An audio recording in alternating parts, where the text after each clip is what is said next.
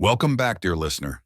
Tonight we're stepping into the quiet streets of an old coastal town where the fog rolls in thick and time seems to slow down just enough for secrets to hide beneath the surface. This is Midnight and Murder, The Midnight Watchman. It was early autumn when Inspector Clara Langston arrived in the coastal town of Blackmere. The air smelled of salt and damp earth, and the sky hung low with clouds that refused to break apart. Clara stepped out of the train station with a leather notebook tucked under one arm and a woolen scarf wrapped tightly around her neck. She had been called in because of a missing person, Thomas Greaves, the night watchman at the old Blackmere lighthouse. He hadn't shown up for his morning shift, and no one had seen him since the previous evening. Clara met with the harbor master, who confirmed that the lighthouse light had continued to turn throughout the night, casting its familiar beam across the sea. That meant someone had been there, or perhaps the mechanism had simply kept running on its own. As she walked toward the lighthouse, Clara noted the way the wind whispered through the tall grasses lining the cliff path. It wasn't quite cold yet, but the chill was coming, and with it, a sense of quiet isolation. She reached the lighthouse just before dusk. It stood tall and proud, weathered by years of storms and salt spray. The door creaked open slowly, revealing a small entryway lined with rusting tools and old logbooks. Inside, the scent of oil and dust lingered. Clara flipped open her notebook and began to sketch the room in her mind.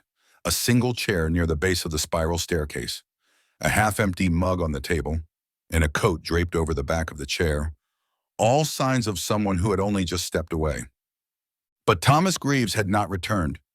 Clara stepped inside and closed the door gently behind her. The lighthouse was quiet, save for the rhythmic ticking of the old wall clock and the occasional groan of the wind pressing against the windows. She took a deep breath, letting the familiar scent of aged wood and sea air settle into her lungs. She moved slowly, not wanting to disturb anything. The room at the base of the tower was modest. A small kitchenette, a worn couch, and a desk covered in papers and maintenance logs. A single window faced the sea, framed by heavy curtains that fluttered slightly in the breeze. Clara approached the desk. The top was cluttered with pens, a brass magnifying glass, and a few faded photographs.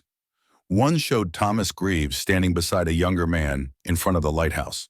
Both were smiling. She picked it up and studied it for a moment. Then she turned her attention to the logbook.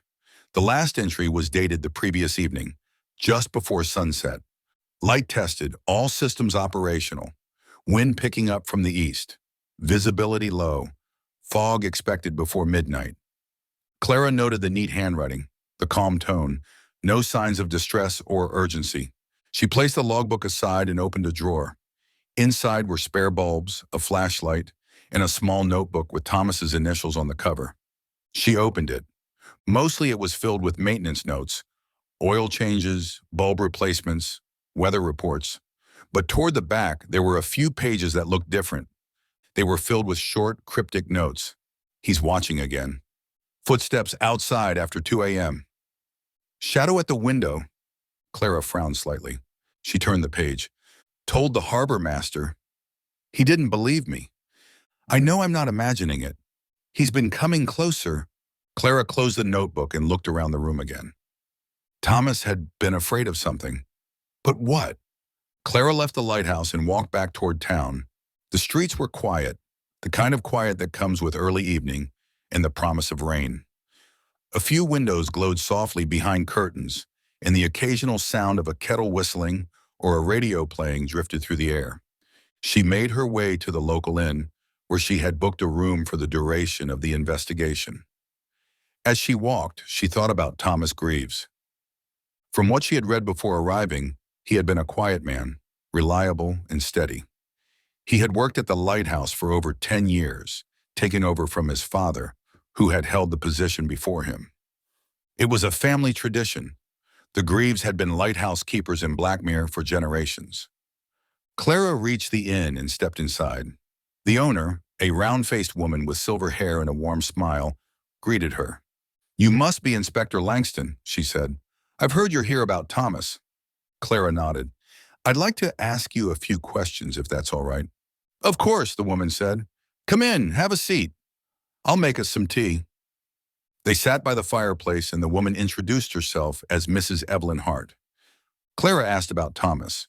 He was a good man, Evelyn said, pouring tea into two porcelain cups. Never said much, but he always smiled when he passed by. He used to bring me sea glass sometimes. Said the ocean gave it to him. Clara smiled faintly. Did he ever mention anything unusual? Anything that might explain why he disappeared? Evelyn thought for a moment. Now that you mention it, he seemed different the last few weeks. More nervous. I asked him once if everything was all right, and he just said, "The fog's been coming in thicker than usual." Clara tilted her head. That's all he said? The next morning, Clara returned to the lighthouse.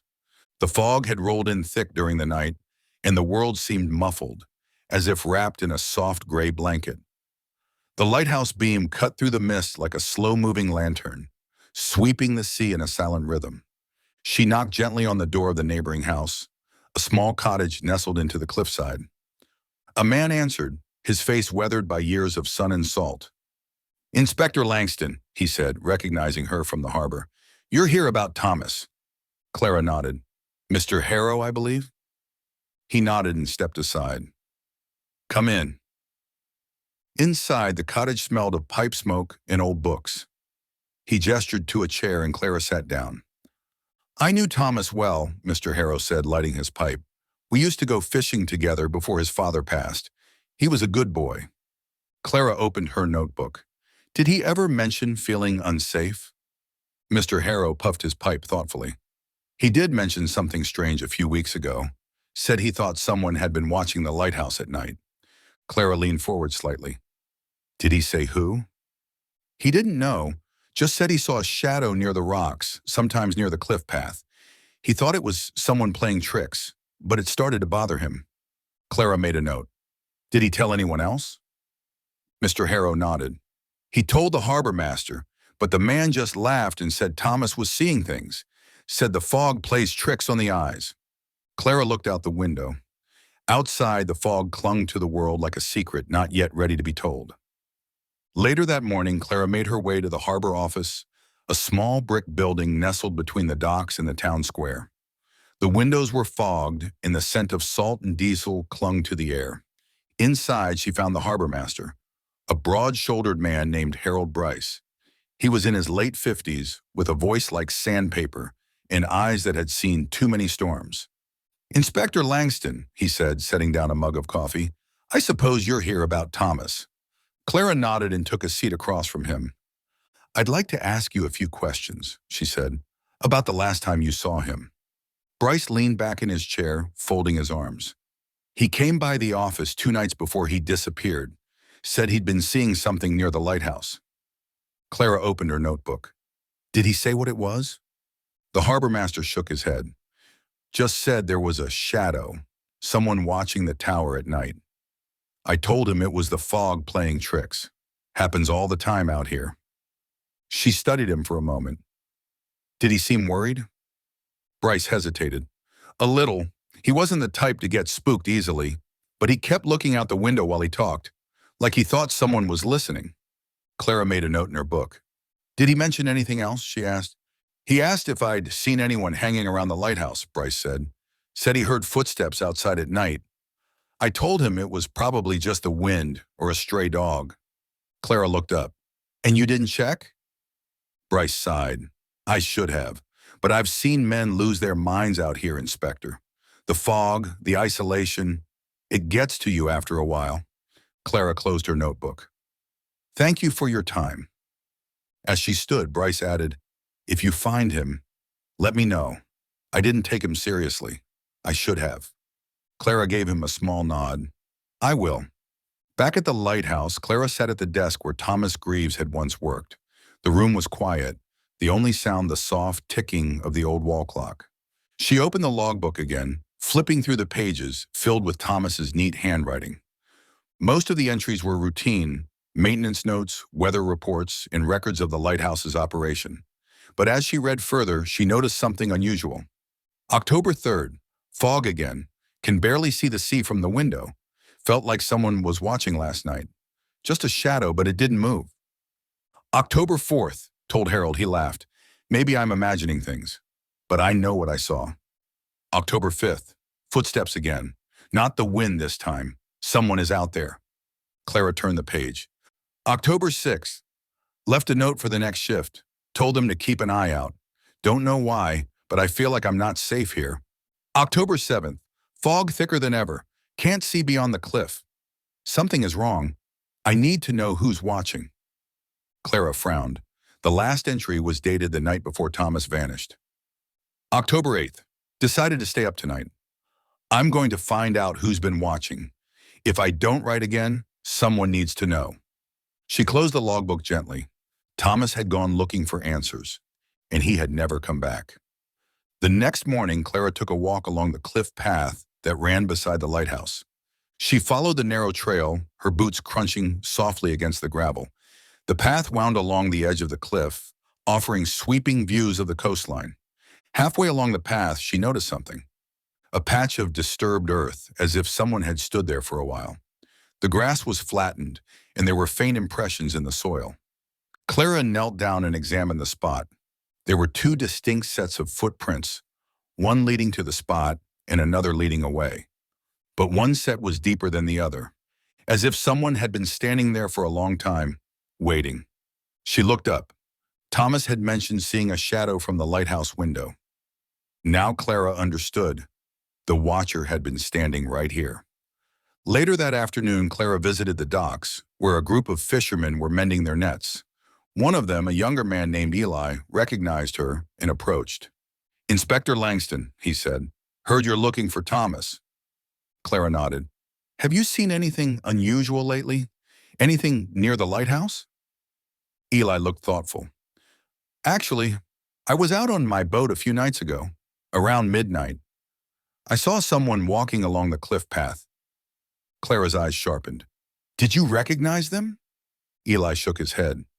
"It was too dark, but I saw the lighthouse beam sweep over them once. They were standing still, just watching." Clara made a note. "Did they see you?" "I don't think so," Eli said. "I was far enough out, but I got the feeling they weren't supposed to be there." Clara looked toward the lighthouse in the distance. Someone had been watching Thomas. Clara returned to town that evening, the scent of salt and damp earth still clinging to her coat. She decided to visit the town's small library, a quiet building tucked behind the bakery and the post office. It was the kind of place where time seemed to slow down, where the only sounds were the turning of pages and the occasional creak of old floorboards. Inside, she found a woman seated behind the front desk, sorting a stack of books. She had silver hair pulled into a loose bun and wore round, wire-framed glasses. "Good evening," Clara said, approaching the desk. "I'm Inspector Langston. I'm looking into Thomas Greaves's disappearance." The woman looked up, her eyes soft with concern. "Of course. I heard you were in town." She stood and offered a hand. "I'm Mabel Whitmore. I've worked here for over 30 years. Clara shook her hand. "I was wondering if Thomas ever came here. Did he borrow any books?" Mabel nodded. "He did. Mostly old maritime records and lighthouse histories. He had a fascination with the past." Clara tilted her head. "Did he ever mention anything unusual? Anything about the lighthouse?" Mabel thought for a moment. "Actually, yes. A few weeks ago, he asked me about some old journals, records from the first lighthouse keepers. He wanted to know if there were any strange entries, any patterns." Clara's interest sharpened. "Did he find anything?" Mabel hesitated. Then she turned and walked toward a shelf in the back of the library. She returned a moment later with a thin, leather-bound notebook. "I think he left this here," she said, handing it to Clara. "He was reading it the last time he came in." Clara opened the journal carefully. The pages were yellowed with age, the handwriting neat and precise. She flipped through the entries. Most were routine, records of weather, sea conditions, and maintenance notes. But as she read further, she noticed something familiar. December 3rd, 1897. Fog thick tonight. Light working. Saw a figure near the cliff path. Not Thomas, not one of ours. Watch from the tower until morning. Gone by dawn. December 4th, told the harbor master.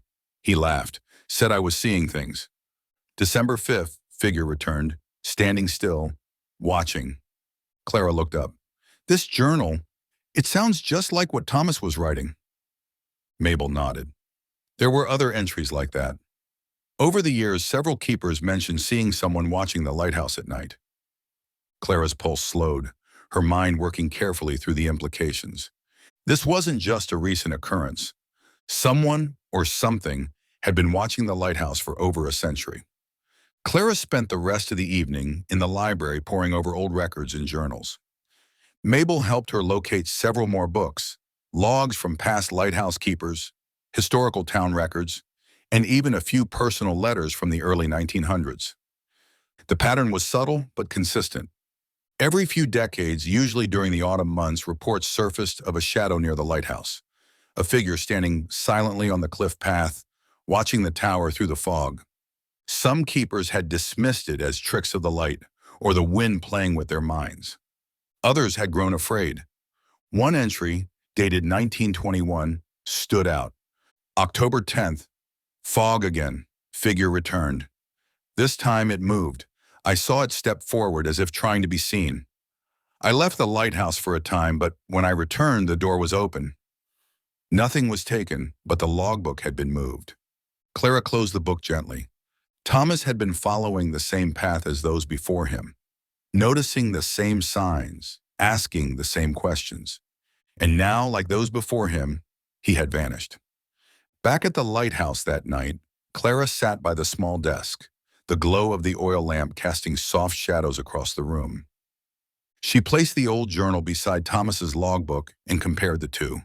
The similarities were striking. Both men had noticed the same thing, the shadow on the cliff path, the feeling of being watched, the quiet unease that grew with each passing night. But there was something else. Clara noticed that Thomas's logbook was missing a few pages. She ran her fingers over the binding, feeling the rough edges where the pages had been torn out.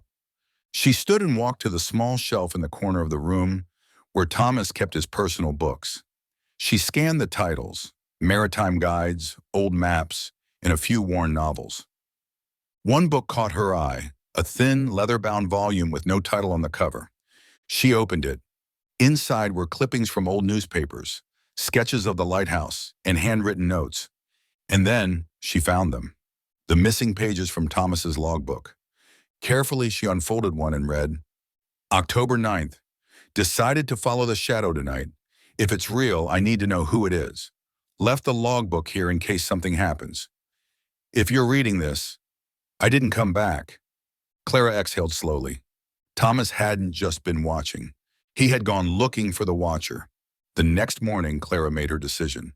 She would follow the same path Thomas had taken. She would wait until midnight, go to the cliff path, and see if the shadow still watched the lighthouse. She knew it was risky, but she also knew that Thomas had been methodical, careful. If he had gone looking for answers, then so would she.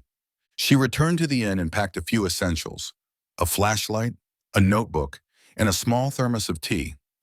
As she prepared, she thought about the generations of lighthouse keepers who had stood in this place before her. Each one had seen the same thing. Each one had tried to understand, and now it was her turn. The evening settled over Blackmere like a soft blanket, heavy with the scent of salt and the hush of the sea.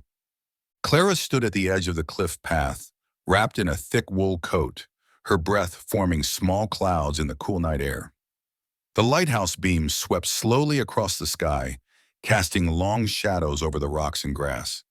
It was just past 11. She had waited until the town had gone quiet, until the last lights in the windows had dimmed, and the only sound was the soft rustling of the wind through the tall grass. Now she followed the narrow trail that led along the cliff's edge, the same path Thomas had walked, the same place where the shadow had been seen. The fog had rolled in thick again, curling around her ankles like a living thing.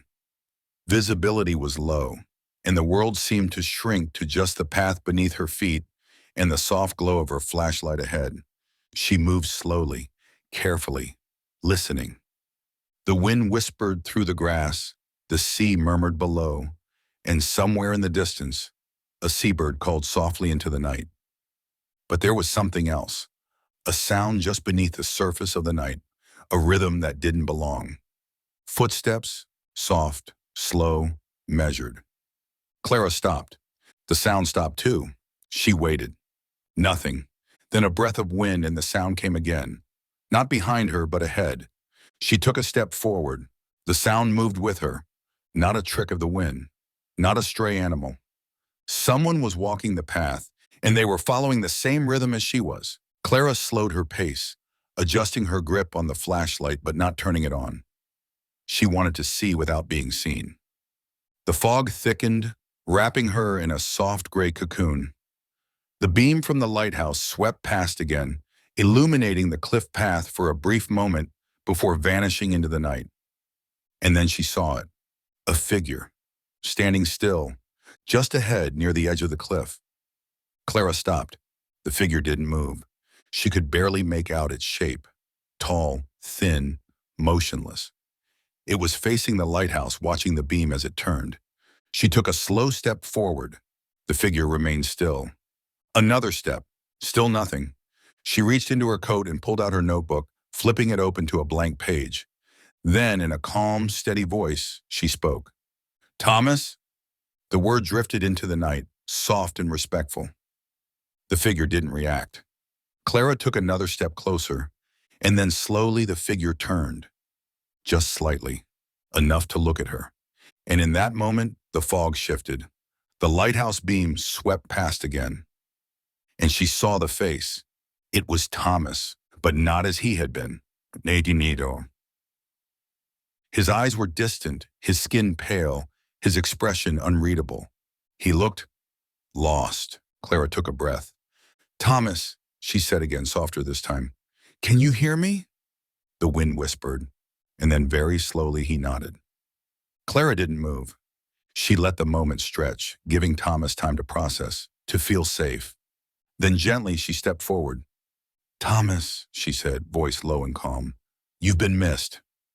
His eyes flickered, as if trying to remember something. I was watching," he said finally, his voice barely above a whisper. Clara nodded. "I know. You saw something." Thomas turned back toward the lighthouse, his gaze distant. "I saw the same thing they saw," he said. "The ones before me." Clara followed his gaze.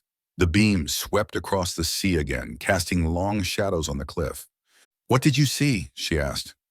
Thomas was silent for a long moment. Then slowly he spoke.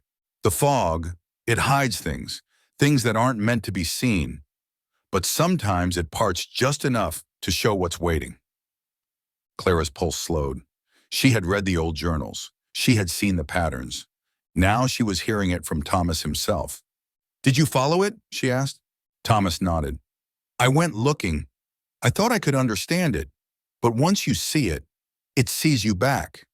Clara took a careful step closer. "Where did you go?" Thomas turned to her, his expression soft, almost sorrowful. "I didn't leave," he said. "I just stopped." Clara led Thomas slowly down the cliff path, back toward the lighthouse. He moved like someone waking from a long sleep. Slow, deliberate, as if the world had shifted while he was gone. They reached the lighthouse door, and Clara opened it gently. The scent of oil and dust greeted them, familiar and unchanged. Inside, the old wall clock ticked softly. Clara guided Thomas to the chair by the base of the spiral staircase, the same one where she had first found his coat. He sat down, hands resting on his knees. Clara knelt beside him. "Thomas," she said gently, "what happened to you?" He looked up, his eyes searching hers. "I saw the light," he said, "the real light, the one that shines through the fog, through time. It shows things, things that were forgotten." Clara listened, letting his words settle. "The lighthouse," he continued, "it's not just a beacon for ships. It's a reminder, a place where the past and present meet."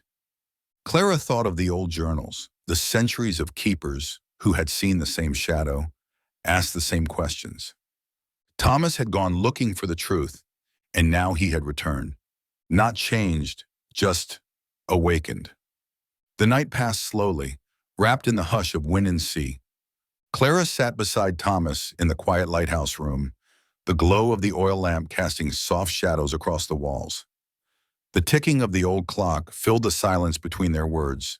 steady and reassuring. Thomas had spoken little since returning, but his presence was enough.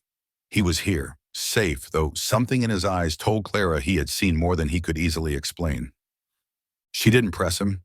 Instead, she let the night unfold gently, giving him time to settle, to remember. Outside, the fog clung to the world like a secret not yet ready to be told. Eventually, Thomas spoke. "I didn't leave," he said again, almost to himself. "I just stopped." Clara tilted her head slightly. "What do you mean?" Thomas looked at her, his expression thoughtful. "When the fog gets thick enough, time feels different, like it stretches, like it forgets you." Clara listened, her pen resting lightly on her notebook. "I followed the shadow," Thomas continued, "not because I was brave, but because I was curious. I wanted to understand. But once I saw it, really saw it, I realized it wasn't a person. It was something else." Clara leaned forward slightly. "What was it?" Thomas hesitated, then said, "A memory." He looked toward the window where the lighthouse beam swept slowly across the sea. "This place," he said softly, "has always been a crossing point, a place where the past and present meet. The light, it doesn't just guide ships, it guides those who are lost." Clara considered his words. She thought of the old journals, the records of lighthouse keepers who had vanished or simply stopped writing. She thought of the pattern, the fog, the shadow, the quiet disappearance. Thomas had been drawn into something older than any of them, and now he had returned. The next morning, Clara walked into town with Thomas by her side. The fog had lifted slightly, revealing the quiet streets and the soft glow of sunlight peeking through the clouds. They made their way to the harbor office, where Harold Bryce waited, his face lined with worry. When he saw Thomas, he stood abruptly. "Thomas," he said, voice rough with emotion, I thought you were gone." Thomas gave a small, tired smile. "I was, but I came back." Bryce stepped forward and placed a hand on Thomas's shoulder. "I should have listened. I should have checked." Thomas nodded. "You're not the first." Clara watched the exchange, letting the moment settle. Then she spoke. "There's something you should know." Both men turned to her. Clara opened her notebook. "This isn't the first time something like this has happened. Over the years, several lighthouse keepers have reported seeing the same shadow. Some disappeared. Some stopped writing.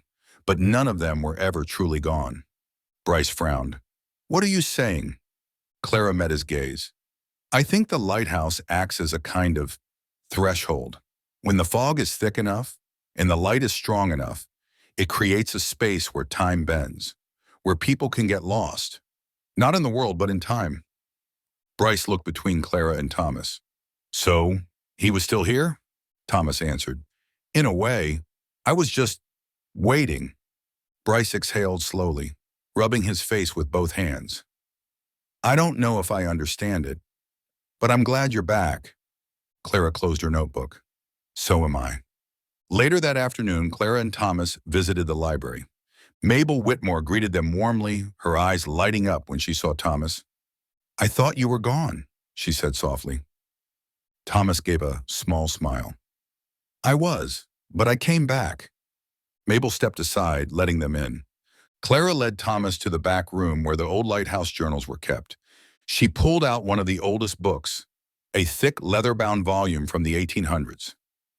She opened it carefully and turned to an entry dated October 12th, 1897. "Last night I followed the shadow. I saw what it was. It was not a man, but a memory. I stayed too long. I forgot the way back. But the light found me. It always does." Clara looked up at Thomas. He nodded slowly. "I saw this," he said, "before I left." Mabel leaned over to read the entry, her expression thoughtful. "This has happened before," Clara said, "and it will happen again." Mabel closed the book gently. "The lighthouse doesn't just keep watch over the sea, it keeps watch over time." Clara looked out the window where the beam of the lighthouse turned slowly, sweeping the horizon. She thought of the generations of keepers who had stood in that place before her. Each one had seen the same thing. Each one had followed the same path. And now, so had she. That evening, Clara returned to the lighthouse with Thomas. The sky was clear, and the stars stretched endlessly above them.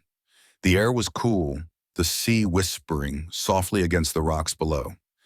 Inside, Clara sat at the desk and opened her notebook. She flipped to a fresh page and began to write. Inspector Clara Langston, final entry. The mystery of the missing watchman has been solved, not through crime or deception, but through time and memory. Thomas Greaves was not taken. He was called, drawn into the fog, into the space between moments, where the past and present meet. He was not lost. He was waiting. The lighthouse is more than a beacon for ships. It is a keeper of stories, a guardian of those who have forgotten their way. And in the quiet nights when the fog rolls in and the light turns slow and steady, it calls again. Not everyone hears it, but for those who do, the lighthouse will always be waiting. Clara closed the notebook gently. Thomas stood by the window watching the beams sweep across the sea. He turned to her. "Will you stay?" he asked. Clara smiled softly. "For tonight." Outside, the fog began to roll in again, and the lighthouse light turned slowly, casting its beam into the night. The morning Clara was set to leave, the town of Blackmere woke slowly beneath a sky of soft gray clouds. The sea whispered gently against the rocks, and the scent of salt and damp earth lingered in the air. Fog still curled along the edges of the cliffs, as if reluctant to release its hold on the night. Inside the lighthouse, Clara packed her notebook and a few personal belongings into her satchel. The room was quiet, the only sound the soft ticking of the old wall clock and the occasional creak of wood settling in the cool morning air.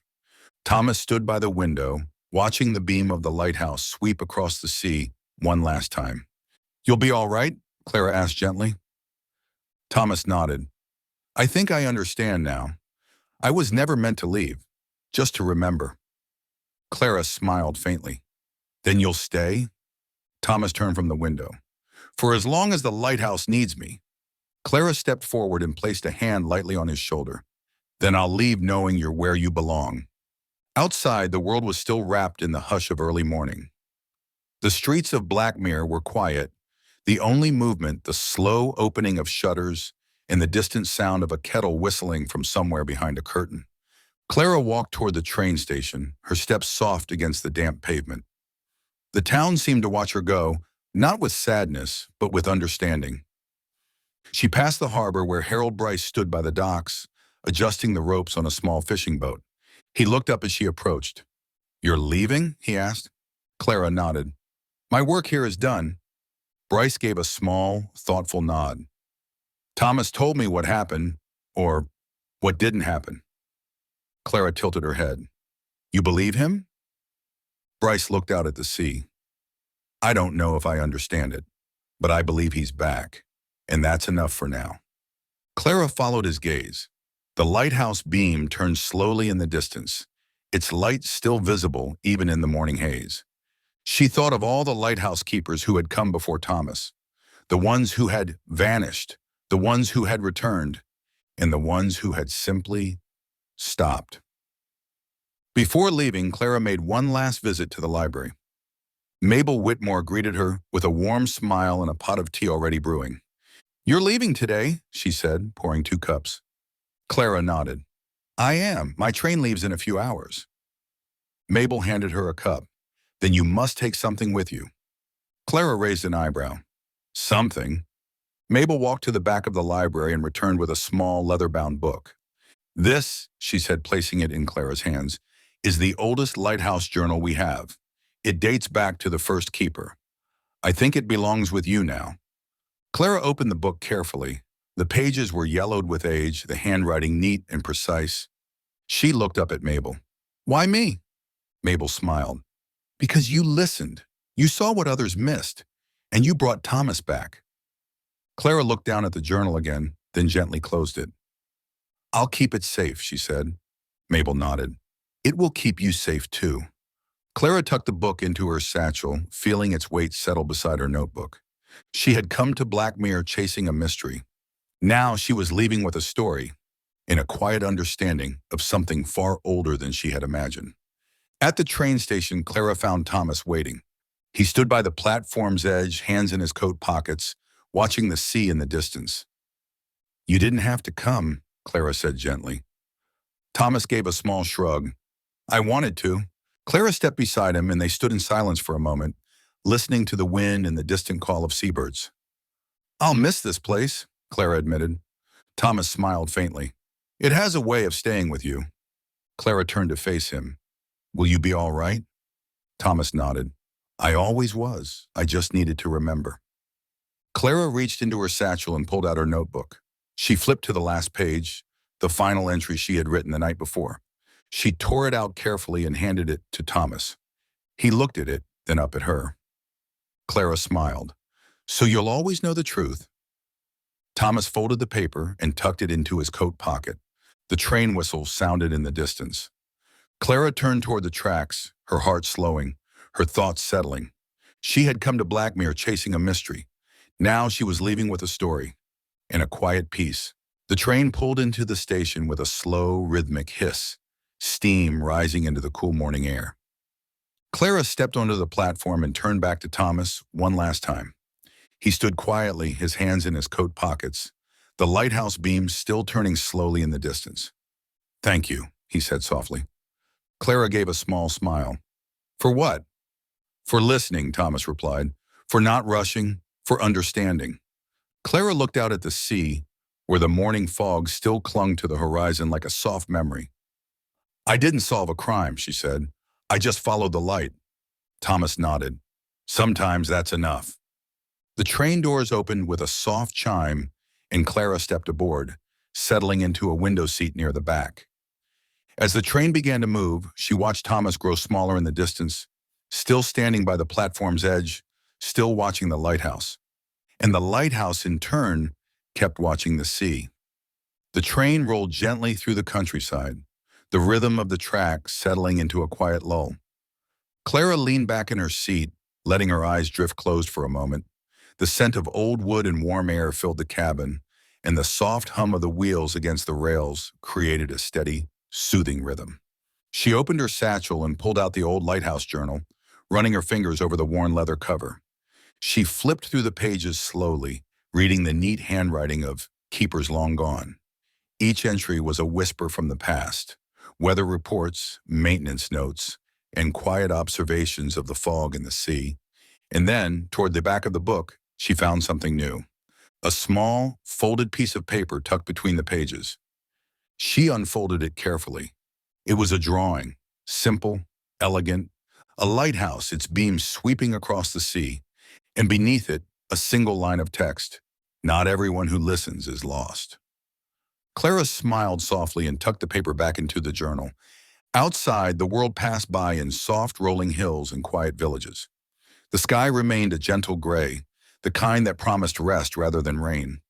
And as the train carried her away from Blackmere, Clara let her thoughts drift.